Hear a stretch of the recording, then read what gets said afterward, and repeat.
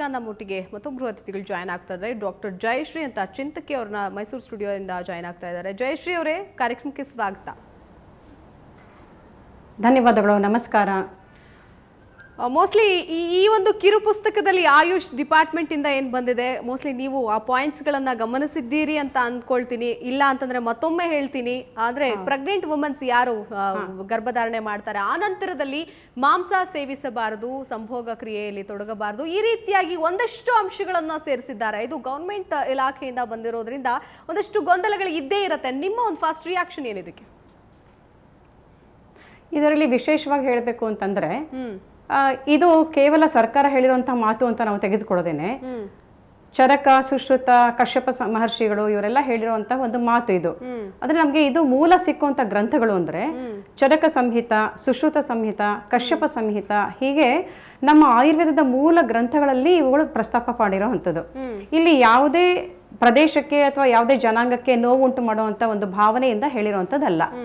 ಭಗವದ್ಗೀತೆಯಲ್ಲೂ ಸಹ ಒಂದು ಮಾತಿದೆ, 3 ರೀತಿಯಾದಂತಹ ಜನರನ್ನ ವರ್ಗೀಕರಣ ಮಾಡ್ತಾರೆ. ಅಂದ್ರೆ ಸ್ವಭಾವದ ಮೇಲೆ, ಒಂದು ಸಾತ್ವಿಕ, ಒಂದು ರಾಜಸಿಕ, ಮತ್ತೊಂದು ತಾಮಸಿಕ ಅಂತ ಹೇಳಿ 3 ರೀತಿಯಾದಂತಹ ವ್ಯಕ್ತಿಗಳನ್ನ ಗುರುತಿಸ್ತಾರೆ. ಈ ವ್ಯಕ್ತಿಗಳ ಗುರುತಿಸುವಿಕೆ ಅಥವಾ ಅವ್ರ ಸ್ವಭಾವ ಹೇಗೆ ನಿರ್ಮಾಣ ಆಗುತ್ತೆ ಅಂದ್ರೆ, ತಾಯಿಯ ಗರ್ಭದಲ್ಲಿ ಇದ್ದಾಗ ಅವಳು ಏನು ಆಹಾರ ತಗೊಳ್ತಾಳೆ ಅದರ ಆಧಾರದ ಮೇಲೆ ಆ ಮಗುವಿನ ಸ್ವಭಾವ ನಿರ್ಮಾಣ ಆಗುತ್ತೆ.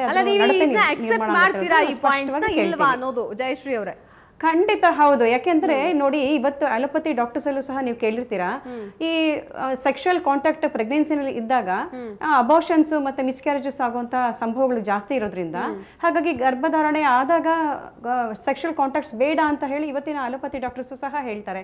ಅದ್ರಲ್ಲಿ ತಪ್ಪಿಲ್ಲ. ಯಾಕೆಂದ್ರೆ ಗರ್ಭಧಾರಣೆ ಅನ್ನೋದೇನಂದ್ರೆ ಒಂದು ದೊಡ್ಡದಾದಂತ ಜೀವನದಲ್ಲಿ ಯಶಸ್ವಿ ಆಗ್ಬೇಕಾದಂತ ಒಂದು ಸಮಯ. ಅದು ಒಳ್ಳೆಯ ಮಕ್ಕಳಿಗೆ ಮಾಂಸಾಹಾರವನ್ನ ತ್ಯಜಿಸಬೇಕು ಅಂತ ಇದೆ. ಅದಕ್ಕೆ ಏನ್ ಹೇಳ್ತೀರಾ? ಅಂದ್ರೆ ವಿಶೇಷವಾಗಿ ಇಲ್ಲಿ ಹೇಳುವಂಥದ್ದು ಅಂದ್ರೆ ಮಾಂಸಾಹಾರ ಅಂತ ಒಂದೇ ಹೇಳಿಲ್ಲ ಇಲ್ಲಿ, ಅದನ್ನ ಗಮನಿಸಿ ನೀವು ಇದನ್ನ ಅಪಾರ್ಥ ಮಾಡ್ಕೊಳ್ತಾ ಇದ್ದೀರಾ. ಈಗ ಉದಾಹರಣೆಗೆ ಮಾಂಸಾಹಾರದ ಬಗ್ಗೆ ಮೊದಲೇ ಚರ್ಚೆ ಮಾಡೋಣ ಬೇಕಿದ್ರೆ, ಯಾಕಂದ್ರೆ ನೀವು ಮಾಂಸಾಹಾರ ಅಂತ ತಗೊಂಡಿರೋದ್ರಿಂದ. ಈ ಹಂದಿ ಮಾಂಸ ಸೇವಿಸುವಂತ ಸ್ತ್ರೀಗೆ ಹುಟ್ಟುವಂತ ಮಗು ಹೇಗಿರುತ್ತೆ ಅಂದ್ರೆ, ಇದು ಯಾವತ್ತೂ ಒಂದು ದಿವಸದ ಬಗ್ಗೆ ಅಲ್ಲ, ಪ್ರತಿನಿತ್ಯ ಅದು ಸದಾ ಸೇವನೆ ಮಾಡುವಂತ ಮಕ್ಕಳಿಗೆ ಆಗುವಂತ ಸಮಸ್ಯೆ ಅನ್ನೋದನ್ನ ಇಲ್ಲಿ ಉಲ್ಲೇಖ ಮಾಡಿರೋದನ್ನ ನಾವು ಗಮನಿಸ್ತೀವಿ.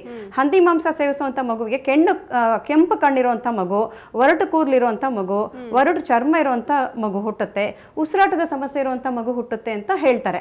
ಹಾಗೇನೆ ನಿತ್ಯ ಮೀನು ಸೇವನೆ ಮಾಡುವಂತಹ ಗರ್ಭಿಣಿಗೆ ಹುಟ್ಟುವಂತ ಮಗು ಸ್ಥಿರವಾದಂತಹ ಕಣ್ಣಿರುವಂಥದ್ದು, ಅಂದ್ರೆ ಇವತ್ತು ಆ ಕಣ್ಣಿನ ರೆಪ್ಪೆ ಮುಚ್ಚಿ ತೆಗೆಯುವಂತಹ ಒಂದು ಸಮಸ್ಯೆ ಆಗ್ಬೇಕಾಗಿರುವಂತ ಕ್ರಿಯೆ ಆಗದೆ ಇರುವಂಥದ್ದು. ಅಂದ್ರೆ ಮೀನಿನ ಕಣ್ಣು ಹೇಗೆ ಶಾಶ್ವತವಾಗಿ ತೆಗೆದೇ ಇರುತ್ತೋ ಆ ರೀತಿ ಮಗುವಿನ ಕಣ್ಣು ಸಹ ಶಾಶ್ವತವಾಗಿ ತೆಗೆದೇ ಇರುತ್ತೆ. ಕಣ್ಣಿನ ರೆಪ್ಪೆ ಮುಚ್ಚಿ ತೆಗೆಯುವಂತ ಕ್ರಿಯೆ ಅದರಲ್ಲಿ ಕಡಿಮೆ ಆಗ್ಬಿಡುತ್ತೆ. ಇದನ್ನ ಇವತ್ತು ಒಂದು ರೋಗ ಅಂತ ಹೇಳಿ ಕಣ್ಣಿನ ಚಿಕಿತ್ಸೆ ಅವ್ರು ಹೇಳ್ತಾ ಇದ್ದಾರೆ, ಪ್ರತಿದಿನ ಒಂದಷ್ಟು ಆಹಾರಗಳು ಅಂದ್ರೆ ಪ್ರತಿದಿನ ಹಂದಿ ಮಾಂಸ ಸೇವಿಸಿದ್ರೆ ಅಂತ ಬೇರೆ ರೀತಿಯಾದಂತಹ ಸಮಸ್ಯೆಗಳಾಗತ್ತೆ, ಫಿಶ್ ತಿಂದ್ರೆ ಬೇರೆ ತರ ಸಮಸ್ಯೆಗಳಾಗತ್ತೆ ಅಂತ ನೀವು ಒಂದು ಪಾಯಿಂಟ್ ಆಡ್ ಮಾಡಬೇಕು. ಅದೇ ಏನಂದ್ರೆ ಫಿಶ್ ತಿನ್ನೋದು ಅದು ಸಹ ಮೇಡಮ್ ಹೇಳಿದ್ದು ಎಲ್ಲ ಸರಿ ಇದೆ.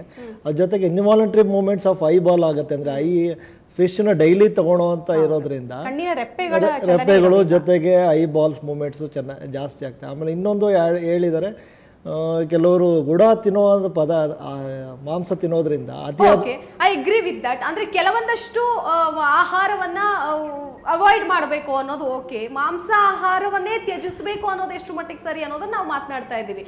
ಡಾಕ್ಟರ್ ಏನ್ ಹೇಳ್ತಾರೆ ಇದಕ್ಕೆ? ಇಲ್ಲ ಇಲ್ಲಿ ನಾವು ಇನ್ನೊಂದು ಗಮನಿಸಬೇಕಾಗಿರುವಂತ ಅಂಶ ಅಂದ್ರೆ, ಎಸ್ ಮಾತನಾಡ್ತೀನಿ ನಾನು ನಿಮ್ಮ ಜೊತೆಗೆ. ಜಯಶ್ರೀ ಅವರೇ, ನಾನು ನಿಮ್ಮ ಜೊತೆಗೆ ಮಾತನಾಡ್ತೀನಿ. ಎಸ್ ವಂದನಾ ಅವ್ರು ಹೇಳಿದ್ರು, ಜಯಶ್ರೀ ಅವ್ರು ಮಾತನಾಡ್ತಾ ಹೇಳಿದ್ರು ಸಂಭೋಗ ಕ್ರಿಯೆನ ಅವಾಯ್ಡ್ ಮಾಡಬೇಕು ಅಂತ.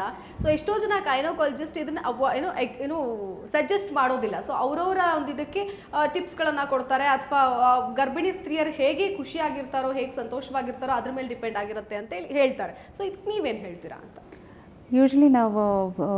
Usually fish, some certain types of ಫಿಶಲ್ಲಿ ಜಾಸ್ತಿ ಮರ್ಕ್ಯೂರಿ ಕಂಟೆಂಟ್ ಇರುತ್ತೆ, ಎಸ್ಪೆಷಲಿ ಈ ಸಾಲ್ಟ್ ವಾಟರ್ ಫಿಶಲ್ಲಿ. ಸೊ ಅಲ್ಲಿ ವೆಸ್ಟರ್ನ್ ಲಿಟ್ರೇಚರಲ್ಲೂ ಕೇಳಿ ಬರ್ತಾ ಇದೆ, ಅವಾಯ್ಡ್ ಸಾಲ್ಟ್ ವಾಟರ್ ಫಿಶಸ್ ಅಂತ ಹೇಳ್ಬಿಟ್ಟು. They contain high content of mercury, that can cause ಇದು ಮೆಂಟಲ್ ಡೆವಲಪ್ಮೆಂಟಲ್ ಡಿಲೇ ಅಂತ ಹೇಳ್ಬಿಟ್ಟು. ಸೊ ಅದನ್ನು we have heard in western literature. So that's why we said avoid some types of fish ಅಂತ ಹೇಳ್ಬಿಟ್ಟು. Second ಏನಂತ ಹೇಳಿದ್ರೆ, ಪ್ರೆಗ್ನೆನ್ಸಿಯಲ್ಲಿ ಇನ್ಫೆಕ್ಷನ್ ಲೀಸ್ಟ್ ಆಗಬೇಕು, chance of infection should be least, ಕಡಿಮೆ ಇರಬೇಕು ಪ್ರೆಗ್ನೆನ್ಸಿಯಲ್ಲಿ. Sometimes plant source also animal ಸೋರ್ಸಿಂದ ಇನ್ಫೆಕ್ಷನ್ ಬರ್ಬೋದು, ವಿಚ್ ಕ್ಯಾನ್ ಪ್ರೊಡ್ಯೂಸ್ ಏನು ಹೇಳಿ ಅಬಾರ್ಷನ್ ಆಗೋ ಚಾನ್ಸ್, ಮಿಸ್ಕ್ಯಾರೇಜ್ ಆಗೋ ಚಾನ್ಸ್ ಜಾಸ್ತಿ ಇರುತ್ತೆ. ಎಸ್ಪೆಷಲಿ ಲಿಸ್ಟೇರಿಯಾ ಅಂತ ಒಂದು ಆರ್ಗ್ಯಾನಿಸಮ್ ಈ ಪ್ರೀ ಕುಕ್ ಫುಡ್ ಕ್ಯಾನ್ ಫುಡ್ಡಲ್ಲಿ ಇದಿರ್ಬೋದು. ಬಟ್ ಇಫ್ ದಟ್ ಆ ಫುಡ್ ನಾವು ಮತ್ತೆ ಕುಕ್ ಮಾಡಿಬಿಟ್ಟು ವೆಲ್ ಕುಕ್ ಮಾಡಿ ಈಟ್ ಮಾಡಿದ್ರೆ ಪ್ರಾಬಬ್ಲಿ ಇನ್ಫೆಕ್ಷನ್ ಚಾನ್ಸನ್ನು ರಿಡ್ಯೂಸ್ ಮಾಡ್ಬೋದು. ನಾವು ಈ ವೆಸ್ಟರ್ನ್ ವರ್ಲ್ಡ್ ನೋಡಿದಾಗ they are fully eating more of and they are ಅವರೇ ಜಾಸ್ತಿ ಸೈಂಟಿಫಿಕ್ ರಿಸರ್ಚ್ ಮಾಡ್ತಾ ಇದ್ದಾರೆ. Non veg everything they are doing research. We don't ನಮ್ಮ ಯಾವುದೋ ಆ ಥರ ಒಂದು ಲಿಟ್ರೇಚರ್ ಬಂದಿಲ್ಲ ಇದುವರೆಗೂ where they say that eating non-veg has caused some kind of problem to the fetus. ಆ ಥರ ಹೇಳಿಲ್ಲ. But chance of infection is more, which like listeria ಥರ ಇನ್ಫೆಕ್ಷನ್ ಆರ್ ಲೈಕ್ ಟೇಪ್ವಾರ್ಮ್ ಅಂತ ಹೇಳ್ತೇವೆ. ನಮ್ಮ ಹ್ಯೂಮನ್ ಬೀಯಿಂಗ್ಸಿಗೆ ಹೇಗೆ ಟೇಪ್ವಾರ್ಮ್ ಇದೆ, there is some kind of lamb tapeworm, pig tapeworm is there.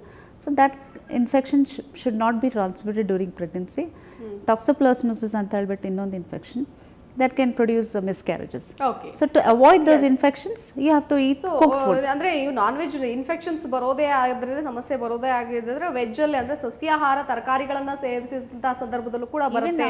Cook ಸರಿಯಾಗಿ ಮಾಡ್ಲಿಲ್ಲ ಅಂತಂದ್ರೆ ಆ ಟೈಮಲ್ಲೂ ಕೂಡ ಬರುತ್ತೆ ಅಂತ ಹೇಳಿದ್ರಿ. ಮತ್ತೊಂದು ಪಾಯಿಂಟ್ ಇಲ್ಲಿ ಆಡ್ ಮಾಡಿದ್ದಾರೆ, ಏನು ಆ ಒಂದು ಪಾಯಿಂಟ್ಗೆ ಕ್ಲಾರಿಫಿಕೇಶನ್ಸ್ ಬೇಕು. ತುಂಬಾ ಜನಕ್ಕೆ ಈ ವಿಚಾರದಲ್ಲಿ ಕ್ಲಾರಿಫಿಕೇಶನ್ಸ್ ಬೇಕಾಗಿರುತ್ತೆ, ಅದರಲ್ಲೂ ಗರ್ಭಿಣಿ ಸ್ತ್ರೀಯರಿಗೆ ಹೇಗೆ ಇರಬೇಕು ಅಂತ. ಕೆಲವೊಂದಷ್ಟು ಜನ ಹಾಗೆ ಹೇಳ್ತಾರೆ, ಇನ್ನು ಕೆಲವೊಂದಷ್ಟು ಬೇಡ. ಅಂದ್ರೆ ಸಂಭೋಗ ಕ್ರಿಯೆ ಅಂತ ಬಂದಾಗ ಗಂಡ ಹೆಂಡತಿಯ ಮಧ್ಯೆ ಇರುವಂತಹ ಒಂದು ಬಾಂಧವ್ಯ ಬೆಸುಗೆಯ ಒಂದು ಕ್ರಿಯೆ, ಆ ಒಂದು ಕ್ರಿಯೆ ಮಾಡಬಾರ್ದು ಅನ್ನುವಂಥದ್ದಿದೆ.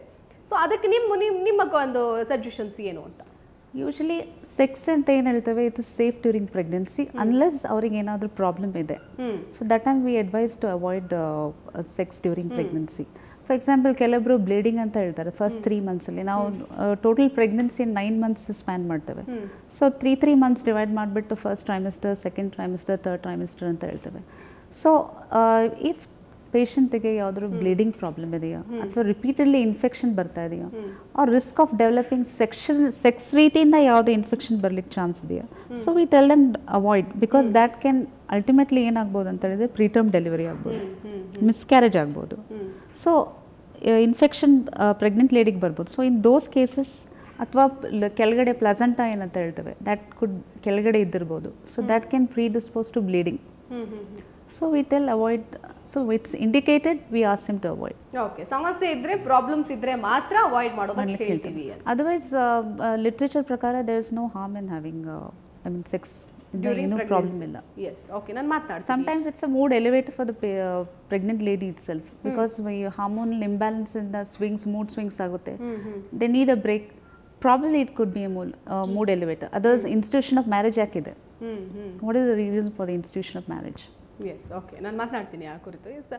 ಸಾಮಾನ್ಯವಾಗಿ ಏನೆಲ್ಲ ಇರುತ್ತೆ ಅಂದರೆ, ಒಬ್ಬೊಬ್ಬರ ಒಂದು ದೇಹ ಸ್ಥಿತಿ ಒಂದು ರೀತಿ ಆಗಿರುತ್ತೆ. ಗರ್ಭಿಣಿ ಸ್ತ್ರೀಯರಲ್ಲೂ ಒಬ್ಬೊಬ್ರಿಗೂ ಕೂಡ ಒಂದೊಂದು ವ್ಯತ್ಯಾಸಗಳಿರುತ್ತೆ. ಸೊ ಹಾಗಾಗಿ ಅದೆಲ್ಲವನ್ನೂ ನೋಡ್ಕೊಂಡು ಸಲಹೆ ಸೂಚನೆಗಳನ್ನು ಕೊಡಬೇಕು ಹೊರತು ಒಟ್ರಾಸಿಯಾಗಿ ಕೊಡೋದು ತಪ್ಪು ಅನ್ನುವಂತಹ ಮಾತುಗಳು ಕೂಡ ಕೇಳಿ ಬರ್ತಾ ಇದೆ.